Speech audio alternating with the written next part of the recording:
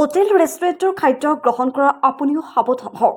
আপুনি যদি মাছ নাইবা মাংসৰ এসাঁজ তৃপ্তিৰে খাম বুলি ভাবিছে তেন্তে আপুনি 100বাৰ চিন্তা কৰক হোটেল কৰ্তৃপক্ষই আপোনাক খাব দিয়া খাদ্য কিমান স্বাস্থ্যসন্মত।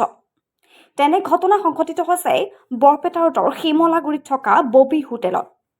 বৰপেটা ৰোডৰ শিমলাগুৰিত থকা এইখন ববি হোটেলত নুৰু নবী নামৰ লোকজনে বিভিন্ন বন্ধুৰ সৈতে মাছ ভাত খাবলৈ বুলি আহিছিল হোটেলখনলৈ। পিছে হোটেল কৰ্তৃপক্ষই ভাতৰ সৈতে গ্ৰাহক নুৰ নবী আৰু তেওঁৰ বন্ধুক ভাতৰ সৈতে দিলে বিষাক্ত পোক লগা মাছ।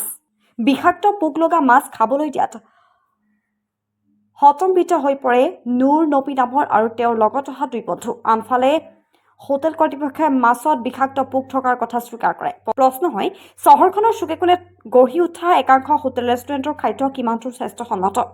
এই ক্ষেত্ৰত স্বাস্থ্য সুৰক্ষা বিভাগ থকাৰ পিছতো এইসমূহ একাংশ হোটেল ৰেষ্টুৰেণ্টত কোনোদিনে অভিযান চলোৱা অথবা খাদ্য বস্তু পৰীক্ষা কৰা পৰিলক্ষিত নহয়, যাৰ বাবে এনেধৰণৰ এইসমূহ হোটেল অথবা ৰেষ্টুৰেণ্ট কৰ্তৃপক্ষই গ্ৰাহকৰ স্বাস্থ্যৰ প্ৰতি গুৰুত্ব নিদি কেৱল নিজৰ মুনাফা লাভৰ বাবে যোগান ধৰে গেলা পচা পোক লগা খাদ্য।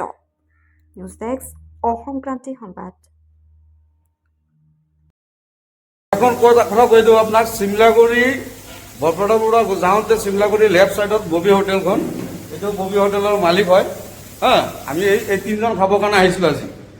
এই তিনিজন মানুহ আমি আজি খাবৰ কাৰণে আহিছিলোঁ, কিন্তু ভাতটো আমি খাব নাপালোঁ। জাষ্ট আলু দি মুখত মই দি আছিলোঁ, তেতিয়া মানে মাছটো আমি চালোঁ যে অকল কিৰা ওলাইছে মাছৰ পৰা।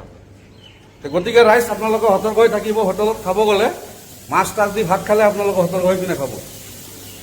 আৰু এখন কথা শুনিবলৈ পালোঁ, আপোনালোকে জমেট'ত যদি অৰ্ডাৰ দিয়ে, বিৰাট হুঁচিয়াৰ অৰ্ডাৰ দিব। এইটো ববি হোটেল হয়। ববি হোটেলৰ পৰা জমেট'ৰ পৰা খোৱা তোৱা যাই আছে। কিন্তু গতিকে আজি ৰাইজ ভিডিঅ'টো চাই ল'ব, চাই পিনে জমেট'ত অৰ্ডাৰ দিব ববি হোটেলৰ খোৱাটো। বিৰাট ডেঞ্জাৰ বস্তু, খাবলৈ কিন্তু মানুহৰ একদম মৃত্যু হ'ব পাৰে এনেকুৱা কথা।